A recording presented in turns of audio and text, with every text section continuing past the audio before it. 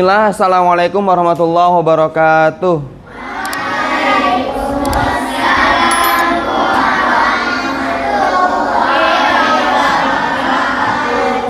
Alhamdulillahirrabbilalamin. Allahumma salli wa sallim ala nabiyyina Muhammad wa ala alih. Lanjut berikutnya tentang Nabi Isa alaihissalam. Mudah-mudahan ini jadi bagian akhir. Jadi kemarin itu sampai Nabi Isa alaihissalam lahir di Bethlehem. Kalau bahasa Arabnya Bait Lahem. Artinya kalau secara bahasa Ibrani Beit Lahem itu artinya rumah roti. Rumah roti itu mungkin di situ mungkin penduduknya produksi roti atau gimana, Allah alam. Tapi di situ dikenal dengan kota Daud, kota Nabi Daud alaihissalam. Jadi Bethlehem itu kota Nabi Daud alaihissalam. Namanya pun sampai hari ini masih Bethlehem, nggak berubah. Nah di kota Daud itu karena dinamakan kota Daud karena disitulah Nabi Daud alaihissalam lahir. Nabi Daud alaihissalam bin Isai lahir di sana dan Nabi Isa alaihissalam pun lahir di sana. Antum bisa baca di surat ke-19 surat Maryam itu ketika ibunda Maryam menjauhkan diri ke arah timur ke Bethlehem itu beliau itu melahirkan di situ. Melahirkan, singkat cerita dituduh macam-macam kemarin ya, pada kisah sebelumnya dituduh macam-macam, dituduh berzina, dituduh yang zalim dengan tuduhan yang keji. Akhirnya Nabi Isa alaihissalam pun dengan izin Allah bayinya pun ngomong sama para rahib-rahib di sana. Rahib-rahib pun akhirnya kaget. Cuman bukannya mereka nambah keimanan sama Allah bahwa apa yang dinubuatkan sama ayahnya Imran itu bakal ngebebasin mereka dari penjajahan Romawi, malah mau ngebunuh. Kenapa mau ngebunuh? Karena hasad. Hasad ini ngeri ya, karena hasad ini adalah dosa pertama di langit. Siapa tuh? Iblis. Iblis hasad ke Adam alaihissalam. Hasad itu artinya ingin nikmat orang itu hilang. Misalkan kita punya sepeda, orang beli motor teman kita, hasad. Ah mudah-mudahan aja rusak tuh motornya. Ah paling juga motor bekas. Ah paling juga ini, paling juga itu. Nah itu hasad. Nggak boleh ya. Nggak boleh menginginkan nikmat orang lain itu rusak. Kalau ada orang dapat nikmat, bersyukur. Alhamdulillah. Oh berarti dapat kesenangan, dapat rahmat Allah. Senang ada rahmat Allah turun ke orang lain. Jangan kayak Yahudi. Yahudi itu hasad ke orang Arab juga hasad, ke keturunan Nabi Ismail. Ke keturunan Nabi Ismail mereka hasad. Oh Nabi terakhir ditunggu-tunggu, diharap dari mereka. Nggak taunya dari Bani Ismail, bukan dari Bani Israel. Hasad. Padahal mereka kenal Rasulullah di kitab Taurat Injil. Nah hari ini di kasus ini pun Nabi Isa alaihissalam itu para rahib-rahib itu hasad, takut karena mereka tuh suka menjual ayat-ayat Taurat dengan harga yang murah. Misalkan ditanya rahib, ditanya sama bangsawan atau ditanya sama raja, apa hukumnya? Padahal haram. Cuma karena kita takutnya marah lagi kalau dibilang haram. Udah deh halal. Kenapa halal? Karena begini. Akhirnya dapat duit. Makasih ya fatwanya, ulamanya dikasih duit. Itu bahaya, ngejual ayat-ayat Taurat. Hari ini ada gak ulama kayak begitu? Ada. Ulama yang ngebela-bela kezaliman ada gak? Ada. Karena ngarapin apa? Ngarapin sedikit dari harta dunia. Ngejual ayat-ayat Allah. Nggak jujur. Riba haram gak? Aduh, kalau dibilang haram yang nanya penguasa lagi. Gini Pak, haram kalau itu ngeberatin orang. Tapi kalau sedikit doang, nggak ngeberatin orang, itu nggak apa-apa. Wah ini bahaya nih ulama kayak begini. Daging babi haram nggak? Aduh yang nanya orang kaya lagi. Kalau anak bilang haram ntar gimana ya, nggak enak. Kalau babinya itu babi liar, haram Pak, karena jorok makanannya. Tapi kalau babinya itu dipiara, bersih, itu nggak apa-apa. Oh makasih ya nih uang buat antum, makasih fatwanya, makasih keputusan hukumnya. Iya Pak, itu ngejual ayat Allah. Kalau ngajar Quran gimana? Ngajar Quran dapat duit. Itu bukan ngejual ayat, bedain ya. Nanti ada pembahasan sendiri masalah itu. Boleh gak ngajar ngaji dapat duit, dikasih duit, itu nanti pembahasan lain. Nah, Nabi Isa itu dihasadin sama rahib-rahib itu, makanya mau dibunuh. Wah, ngeri nih, bayinya bisa ngomong. Bahaya nanti. Rahib-rahib itu kan suka ngebohong. Dia takut kebusukannya itu takut dibongkar sama Nabi ini. Wah, calon Nabi nih. Bahaya. Akhirnya apa? Dia menghasut Kaisar Romawi. Jenderal, ini ada bayi baru lahir. Ini dibuatin di Taurat kita. Ini bakalan ngerusak kerajaan antum loh, kerajaan Romawi. Kenapa emang? Karena dia akan membebaskan kita dari Bani Israel. Mereka akan jadi pemberontak. Dituduh macam-macam, dituduh hari ini dituduh teroris, dituduh pemberontak, dituduh macam-macam. Ada kan begitu? Ada hari ini. Sama, dulu pun begitu. Jenderal, tolong nih, ini bahaya, dia pemberontak nanti, bisa ngerongrong orang Romawi.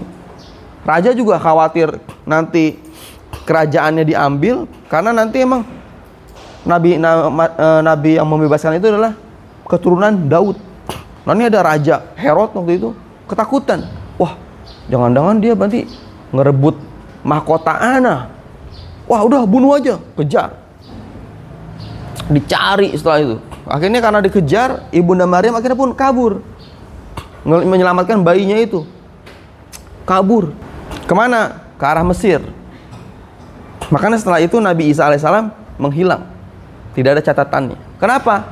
Bersembunyi dari pengejaran tentara Romawi sama tentara orang-orang Yahudi. Hobinya suka ngebunuh. Ketika dalam pengejaran, itu tentara Romawi sama tentara Yahudi itu nyari Ibunda Maryam. Bayangin jalan kaki, gendong bayi baru lahir. Perjuangan coba. Sampailah di sebuah lembah, itu banyak domba-domba, satu lembah tuh. Putih semua. Kebetul, ya alhamdulillahnya Ibunda Maryam pakai hijab warna putih. Terus kain buat bayinya juga warna putih. Jadi samar sama domba-domba itu. Masuklah ke kerumunan domba, bersembunyi di kerumunan domba itu. Akhir tentara itu sampailah. Wah, domba melulu ini. Ditanya sama orang yang di situ, Pak, ngelihat gak perempuan ciri-cirinya begini bawa anak kecil, bawa anak bayi? Oh iya, ke arah situ tuh. Wah, dicari. Iya, masih di tempat domba-domba itu pada ngumpul, berkerumun. Masuklah dia, Ibunda Maryam ngumpet di situ di tengah-tengah domba-domba itu. Dombanya banyak ya, selembah ya, bukan sekandang. Kalau sekandang mah kelihatan. Ngumpet ya. Ini enggak, selembah. Banyak, ribuan. Jadi tentara tuh bingung. Mana nih? Kok nggak kelihatan? Saking banyaknya capek kan ya. Ya udah ya, udahin aja kita nyarinya. Besok lagi aja lah. Ini juga udah nggak kekejar kayaknya. Tapi harusnya sih kekejar nih. Karena dia kan jalan kaki. Bawa bayi, pasti langkahnya lama. Orang kalau bawa bayi, langkahnya bisa lebih lambat dibanding dia nggak bawa apa-apa. Iya ya, harus sama.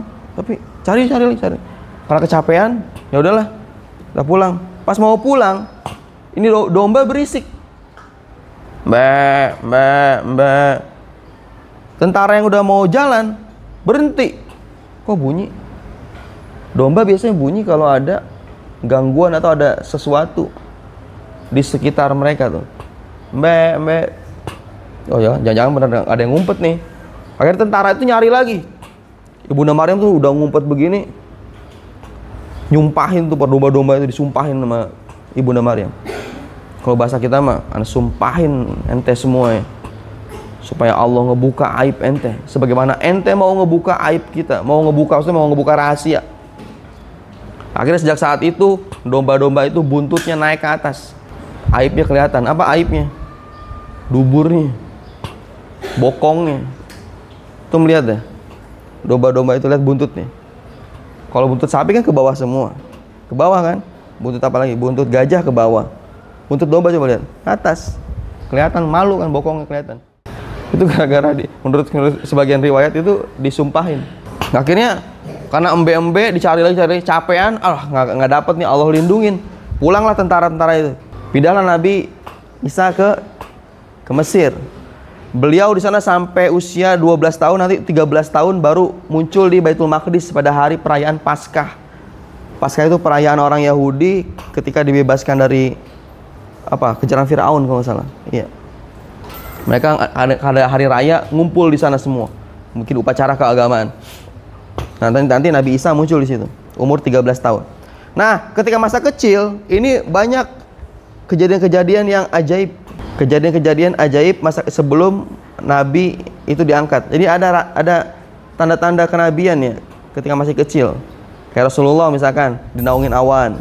Nah, Nabi Yahya diajak main nggak mau. Nabi Isa beda. Kalau Nabi Isa nih, Nabi Isa malah main sama temen-temennya. Pernah Nabi Isa main. Nabi Isa tuh dikasih kemampuan bisa tahu barang-barang yang diumpetin di rumah.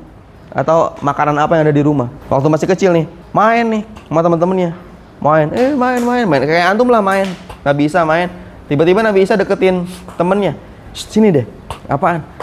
Antum tahu nggak yang diumpetin umi antum di rumah? Enggak. Umi antum ngumpetin ini loh. Di situ tuh naronya. Yang bener antum? Iya. Coba aja. Pulang deh. Assalamualaikum. Umi ngumpetin ini ya di sini. Wah, Umi kaget. Tahu dari mana antum? Itu teman anak Isa. Dia tahu. Wah bahaya nih. Akhirnya ketakutan Umi kan. Udah, ibu-ibu jangan ada yang main sama anak itu ya. Itu anak tuh berbahaya tuh. Ih, serem banget. Dia bisa tahu dalaman rumah. Isi rumah tahu. Akhirnya apa? Besokannya Nabi Isa nggak ada yang ngajak main. Nabi Isa ngetok-ngetok rumah. Misalkan kayak, Wibi main yuk. Wibi, Yahya, Alvaro, Gozi main yuk. Arkan. Jangan ada yang main, jangan. Teman-temannya akhirnya pulang Nabi Isa. Besokannya karena anak-anaknya mau main, ibu-ibu ngumpul. Gini aja, anak kita kumpulinnya supaya main di aula rumah tuh, di gudang kan, gudang tuh luas. Biar pada main lariannya di dalam gudang. Jangan main sama Isa, bahaya serem banget dia. Masa dia ngasih tahu rahasia-rahasia kita di rumah. Ya paling bukan rahasia yang penting, maksudnya kayak makanan. Nih umi antum ngumpetin makanan tuh di situ tuh misalkan. Kayak gitu doang. Bukan yang aib-aib, bukan. Akhirnya apa? Hari berikutnya Nabi Isa nyari temennya. Bu, si Anu mana? Misalnya si Faros mana? Tahu. Bu, Izan mana? Nggak tahu. Bu, si Ramadan mana? Nggak main. Nggak boleh main. Belajarnya di rumah. Tiba-tiba di gudang berisik. Bubak. Larian kayak antum main bentengan gitu. Larian. Lah, itu apa, Bu? Kata Nabi Isa. Yang kecil nih, Nabi Isa masih kecil. Itu apa? Suara siapa? Kok kayak banyak orang main? Enggak. Itu monyet sama babi. Bukan. Ngomong itu. Oh, monyet sama babi. Oh, ya udah. Berarti itu monyet sama babi ya, Bu. Udah, pulang. Pas dibuka, anak-anak mereka jadi monyet sama babi. Sembarang. Tuh, salah satu keajaiban Nabi Isa alaihissalam. Jadi dia mau main, nggak ditemenin. Kan hati-hati nih sama orang yang antum kalau main nggak nemenin. Suruh diumpetin anaknya, main di gudang yang luas, dikunci, berubah. Apa ibu itu siapa? Itu pada main ya? Bukan, itu mah monyet sama babi. Oh, monyet sama babi. Jadi pas dibuka, wah anak-anaknya berubah. Wah di situ nama Nabi Isa langsung naik gitu. Orang nggak berani macem-macem, takut, dihormatin, masih kecil. Ini salah satu kisah yang diceritakan di kitab-kitab. Bukan Al-Quran ya, kalau Al-Quran nggak menceritakan itu. Akhirnya umur 13 tahun dibawalah, karena dianggap udah aman, Nabi Isa diajak sama ibundanya ke Baitul Maqdis di Yerusalem. Karena itu nggak boleh sembarangan ngomong ya. Dulu anak pernah sembarangan ngomong tuh, lagi SMA, malas sekolah, karena sekolahnya kan jauh, jalan kaki loh. Den, kenapa nggak sekolah? Bilang aja sakit. Hari ini bilang sakit, besoknya kena tipes selama 3 hari. 3 hari kena tipes, meriang. Berangkatnya, ini kenapa ya? Masa kemarin sehat-sehat aja? Oh iya, kemarin nggak bohong sama guru. Karena bilang sama gurunya sakit. Denny kenapa nggak masuk Denny? Sakit, bilang aja sakit. Sakit besoknya 3 hari, bayangin. Kan jangan hati-hati sembarang ngomong ya. Terus umur 13 tahun sampai di Baitul Maqdis. Nabi Isa yang masih remaja, 13 tahun berarti SMP lah ya, SD kelas 6 ya, baru masuk SMP. Sama uminya dia takjub. Wah ini ya Yerusalem, kuil, Baitul Maqdis. Kayak kita ngeliat Mekah aja gitu, kayak ngeliat Mekah. Wow Mekah, wow Baitul Maqdis. Terpesona. Di sana banyak raib-raib ngumpul segala macem, lagi ngomongin ilmu, khutbah segala macem. Sampailah Nabi Isa ke perkumpulan para tetua nih, orang-orang tua yang membicarakan tentang hukum Taurat. Nabi Isa nggak dengerin pengajian. Akhirnya Nabi Isa ketika ada ulamanya, rahibnya yang ngajuin permasalahan, Nabi Isa nunjuk. Ngapain Nabi Isa? Ngejawab pertanyaan. Apa maksud maksud dari bla bla bla misalkan. Itu dijawab sama Nabi Isa. Itu tafsirnya begini, maksud Allah tuh begini. Itu rahib-rahib pada bengong. Ini siapa bocil? Masih kecil kok bisa nguasain Taurat? Coba nanya antum, apa arti? Waktu itu di Ibnu Katsir ditulis tentang Abu Jad. Abu Jad itu, tolong jabarkan, rinciin Abu Jad itu apa? Abu Jad itu jawab alif, ba, jim. Dijelasin, alif itu ini, ba itu gini, jim itu gini, panjang. Akhirnya para rahib-rahib itu, ulama-ulama waktu itu kaget dan oh, siapa nih bocil ya? Kok pinter banget? Anak Isa. Oh, inget lah orang. Oh, yang dulu begini-begini. Terkenal lah Nabi Isa. Makanya umur 13 tahun Nabi Isa itu nggak ada catatannya. Kenapa? Karena emang sembunyi dan muncul baru di Baitul Maqdis pada hari raya Paskah, hari perayaan dibebaskan dari kejaran Firaun. Setelah itu apa?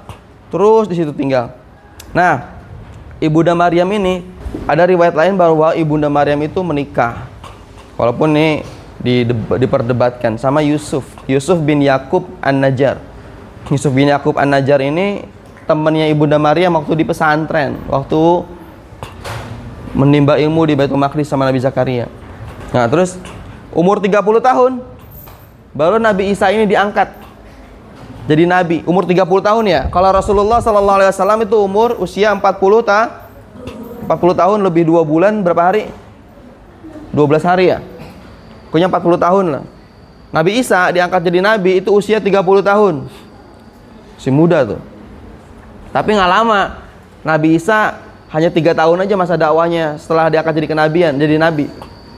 Kenapa? Karena Nabi Isa diangkat. Nah, Nabi Isa ketika dakwah itu punya 12 sahabat. Disebutnya kaum Hawariyun atau kaum Ansor, penolong. Namanya macam-macam. Seingat anak tuh ada Markus, Lukas, kok nama-nama yang bukan nama-nama yang kita kenal. Barnabas segala macam. Nah, itu 12 orang itu yang ngebantu Nabi Isa alaihissalam dakwah, suruh nyebarin agama tauhid. Pernah satu waktu kaum Hawariyin itu disuruh sama Nabi Isa, antum dakwah di kesana. Mereka ngeluh, ya jauh banget, nyari alasan itu buat dakwahnya, nyari alasan jauh. Tapi alasannya gimana ya? Isa, kita nggak tahu bahasa mereka kan beda sama bahasa kita. Kita kan bahasa Ibrani, mereka bahasa Koptik, bahasa Latin, kita nggak ngerti, nggak bisa ngomongnya, gimana mau dakwah? Langsung sama Nabi Isa didoain. Saat itu juga mereka langsung ngerti bisa bahasa asing. Enak gak? Misalkan anak disuruh ke Inggris dakwah, anak nggak bisa bahasa Inggris, doain anak bisa, langsung bisa. Wih, bisa was-was bahasa Inggris. Kalau ngomong, oh, bisa bahasa Inggris deh. 12 sahabat Nabi ini, sahabatnya Nabi Isa alaihissalam, langsung bisa bahasa asing. Bahasa Latin bisa, bahasa Koptik bisa, bahasa apa lagi di sana tuh? Bahasa Suryani bisa, bahasa di luar bahasa Ibrani ya bisa. Akhirnya nggak ada punya alasan lagi mereka. Ya udah pergi. Makanya Rasulullah SAW ketika ngirim surat buat raja-raja tuh, Rasulullah bilang begini, jangan antum kayak kaum Hawari yang ketika disuruh dakwah deket mau, giliran jauh nggak mau. Kayak para sahabat Nabi, sahabat Rasulullah bilang, oh enggak, kita nggak kayak mereka. Samina wa ta'na, jalan. Tapi kaum Hawari walaupun begitu mereka beriman ya. Jangan dilihat dari sisi itunya. Kalau itu manusiawi wajar. Kayak antum disuruh ngepel sama umi antum, pasti ada rasa males pasti, walaupun dilakuin. Ya, jadi jangan dilihat dari sisi jeleknya, nolaknya, tapi imannya. Oke, ikhwan. Nah, 12 ini mengkhawatirkan nih. Akhirnya pokoknya tokoh-tokoh itu nyamperin ke gubernur Romawi di situ. Bilang apa? Ini Isa pengikutnya banyak. Nabi Isa tuh punya pengikut banyak ya, puluhan ribu. Itu Bani Israel semuanya hampir beriman semuanya. Nah, para rahib-rahib ini hasad nih, ngiri ngelihat Nabi Isa banyak pengikutnya, ngiri. Ingat, nggak boleh iri itu nanti ngerusak. Sampai situ ya, berarti nggak selesai nih. Nanti insya Allah ada bab terakhir, Nabi Isa mulai dikejar untuk dibunuh sama kaum Hawari yang 12 itu juga dikejar. Bagaimana nanti kelanjutannya, insya Allah kita lanjut lagi di pertemuan berikutnya. Subhanakallahumma wa bihamdik, asyhadu an la ilaha illa anta, astaghfiruka wa atubu ilaik.